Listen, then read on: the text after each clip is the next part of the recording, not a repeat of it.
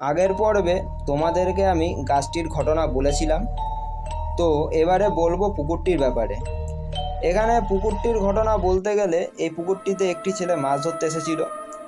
সেদিন ছিল মঙ্গলবার, আর মাছ ধরতে ধরতে তার সন্ধে হয়ে যায় এবং সে সেখান থেকে বাড়ি চলে যায়।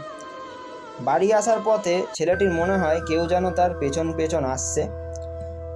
বাড়ি পৌঁছে গিয়ে ছেলেটি দেখে যে তার ব্যাগে একটিও মাছ নেই, আর কিছু কিছু মাছের অবশিষ্ট অংশ পড়ে আছে, যেন মনে হয় কেউ যেন তার মাছ খেয়ে ফেলেছে।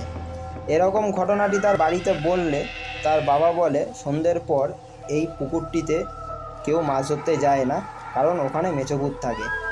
বাবার মুখে এরকম কথা শুনে ছেলেটি সিদ্ধান্ত নেয় যে সে কোনোদিনও আর এই পুকুরে মাছ ধরতে যাবে না।